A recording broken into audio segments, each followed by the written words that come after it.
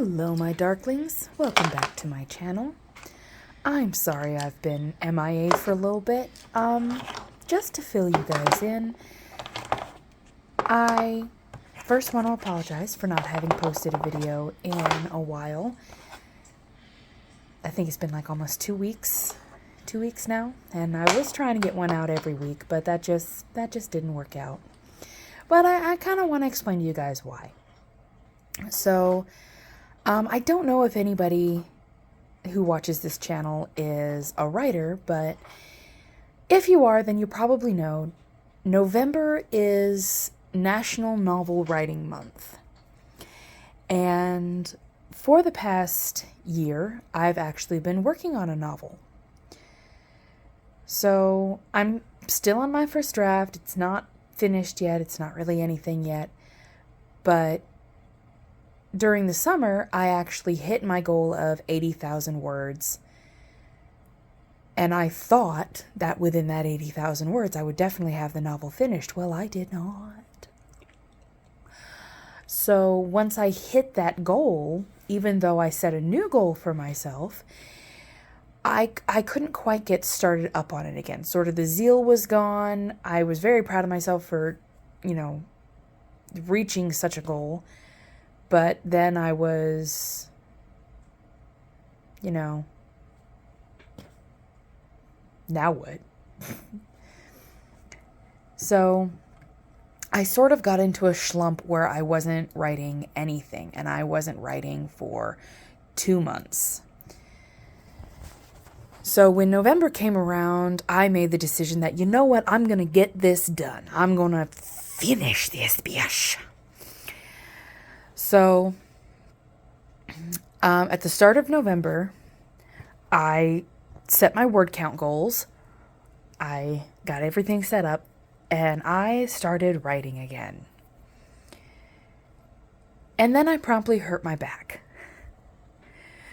So I actually have, I have a damaged spine. It's not detrimental or anything. I have a couple of squished vertebrae, which makes it very, very easy to pinch my back and hurt myself. So I am in physical therapy. I am doing what I can to take care of it. But every once in a while, I will just hurt myself. And I can hurt myself doing something stupid. I can hurt myself sneezing. I have my talents. But, just this past week, I managed to throw my back out, and it literally hurt to sit. It hurt to stand, it hurt to sit, it even hurt to lay down, but it actually hurt the most to sit down. So I could lay down and I could stand, and that was it. So I couldn't actually sit still long enough to paint a rock or edit a video or write my novel. So I was able to kind of work out getting a word count in there because, it's on my laptop, and I could rig myself up something while kind of half lying down, half sitting, which got me a little bit of time. But as far as working on the videos, I couldn't do it. As far as working on my painting, I just could not do it. I could not physically do it. It hurt too much. So this video is actually filmed at the end of October. And the painting that I'm doing here is actually the Common Buckeye butterfly, which I will get to in a minute. But yeah, it just kind of sat here waiting for me to do something about it until I got everything figured out. So, having said that, I'm sorry I've been away for so long. It's good to be back. And let's get into this video that I'm painting. So, what's going on here is I was overly ambitious. So like I said, what I'm painting now is the Common Buckeye butterfly. And I'm actually painting this butterfly because I'm insane, but also because I don't actually know much about this butterfly. And here's why. I've seen pictures of this butterfly all the time growing up. I've never seen one in real life. But I lived on the East Coast and I would see pictures of them. I lived on the West Coast. I'd see pictures of them. I'd see people that had got pictures of them, all that fun jazz. And I've always wanted to see one. I think they're so beautiful. So I started doing research and I wanted to know kind of where they lived. And so I just do some casual research online and find out, they're kind of a grassland butterfly. They're a short proboscis butterfly, which means they can't really drink nectar from, like trumpet style flowers or, kind of deep set flowers. They need short flowers. They like rotting fruit. They like easy to get to nectar. So plants like the coneflower and sunflowers and wildflowers that you see in fields, those are right up their alley. So I didn't really live near any grasslands or any open fields or anything with a lot of plant life in them, so I never really got a chance to see these when I was growing up.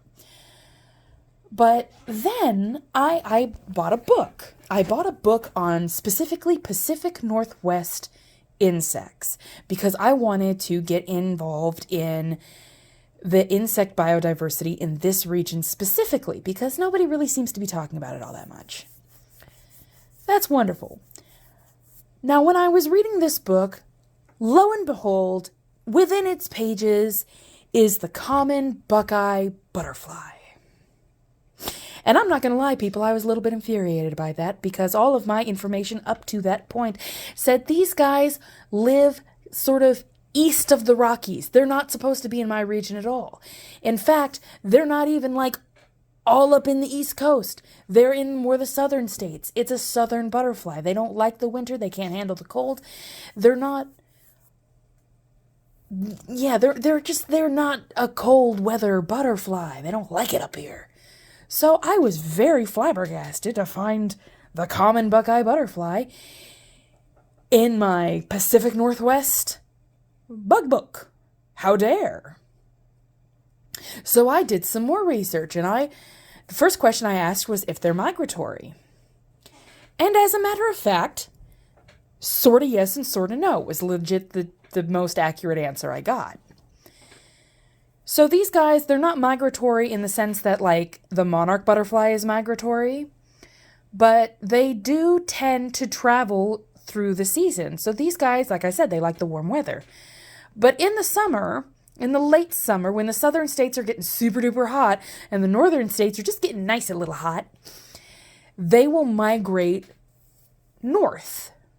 So we get Buckeye butterflies migrating up north from like California and them places. So they're not common here and they don't really live here.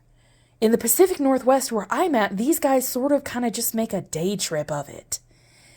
And they'll come up here for a brief time in the late summer and then they'll go back down to the southern states where it's warmer, where their home is. So that was the magic that I learned about the common Buckeye butterfly. And I'm just flabbergasted by it because I'm using that word a lot lately. Like I said, I've never seen one. I have never seen one in my life. I've only ever seen pictures. And all of my resources online told me that they were, east of the Rockies, down south in the warmer states. They don't like it up here. And then it's in my book. It's in my Pacific Northwest bug book. How dare? Somebody's lying to me. And I mean, in reality, nobody's lying to me. It's just that they like to move around. And they can come up to my area. They can come up to the Pacific Northwest every once in a blue moon. But they don't make a habit of it. So my personal thought is that they just sort of meander here when they get bored. They don't live up here. They don't hibernate up here. They don't really migrate up this far, I guess. But they have been sighted in the Pacific Northwest. Now, if you know any facts about the common Buckeye butterfly, if you can tell me any information about it, I would actually really love to know. Like I said, I don't know much about this butterfly. I think it's gorgeous. I have always wanted to see one. I have never had a chance, and everybody tells me that they're here, except the ones that don't. And when the ones that don't tell me that they don't come up here at all. So, yeah, it's frustrating. Research on this specific butterfly is frustrating. And then as if to, how do I say this? As if to solidify my frustration, I guess, I botched up my rock here. So about halfway through this, I want to start off with that I was overly ambitious when I started painting this rock, because I thought not only was I going to paint this rock, but as you saw earlier in the video, I was painting several rocks. I painted about 14 of these guys in total. And I painted 4 of them on little wood medallions that I made. And then I painted 10 of them on rocks. Now I got them all drawn out and I got them all silhouetted, you know, the nice little black silhouette that goes underneath the paint. I got all of those done, and then I had to paint them almost individually. Now there's so many colors on this butterfly that I could literally paint like one layer and then set it aside, work on another one, paint the layer, set it aside, work on the next one, set it aside, work on the next one, that kind of thing. But once I got this big one done, I didn't have much time in between layers. And by the time I got this big guy done, I was so done with the common Buckeye butterfly that I've only got 8 butterflies painted total. All the Buckeye butterfly. And so how I managed to botch this one up was my reference photo that I was using for it, I managed to lose. And instead of looking at any number of other resources I had for a different reference photo that I could use just to see how the colors fit, I decided to do it from memory, because you know what? I've loved this butterfly my entire life. I remember what it looks like, except that I didn't. So you'll see how I botch it up here with the eye spots in a little bit. And I tried to fix it. You'll see at the end when I show you the kind of finished look that I tried to fix it, but it just doesn't look right. But the good news is I only botched up this one big one. The rest of them, the smaller ones, they all look okay. And that, you know what, that makes me happy. I'm okay with that.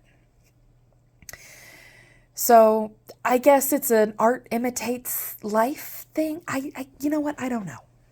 What I do know though, because this was another thing I had to look up. Anytime I look up a butterfly, I have to look up the host plants. So the host plant is the plant that they lay their eggs on and the caterpillars eat. And although the adult butterflies are always pretty chill with what they eat as an adult, they have a very wide-ranged diet, the caterpillars are always very picky, usually one specific plant or 2 specific plants, or like one specific family of plants. This guy has a nice couple of different types of plants, but mainly its host plants are all in the snapdragon family. Well, I read that and that made me happy, because I love snapdragons. I absolutely love snapdragons, and I love the tall snapdragons.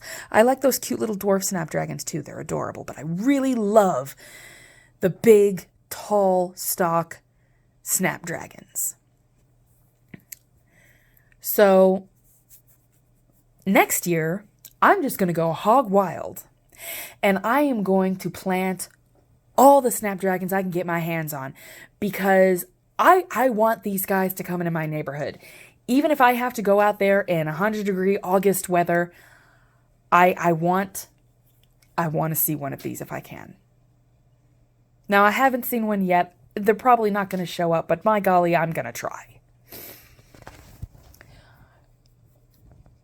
But yeah, the host plants, snapdragons. I have never been more happy to learn about a butterfly attracting plant. Because I have actually tried several times to make kind of a butterfly garden or a pollinator garden. And although it worked, it doesn't quite work the way that I want, because the nectar plants don't quite attract the butterflies like I had hoped they would. And the host plants go completely ignored. Now, if I keep this up for several years, eventually I will indeed get butterflies. But I'm impatient. I want butterflies now. But it's cold weather, so I gotta wait till summer anyway. But yeah, so here is my butterfly. And where I botched up its beautiful wings was those hind spots. They're too yellow. Instead of making the dark that kind of fades into orange eye spots on those hind wings, I put in that big dot of yellow, and then I put in a very little dot of black, and then a very little dot of purple, and that is not how they look at all. I tried to fix it in the final image, but I mean, it still doesn't quite look right. But you can see that transition, you can see that kind of ombre effect in the smaller butterflies. See, especially on those wood ones, those little wood medallions. Oh, those Buckeyes look beautiful. But look at them. And see, here's my book, Pacific Northwest Insects. Awesome book, great bits of information. And there is the Buckeye. The Buckeye that only comes to visit. But thank you guys so much for watching. If you would like me to paint anything specific, please comment below. Let me know. Let me know how you like this video. And please, if nothing else, please give me more information on this common Buckeye butterfly. I would love to know more.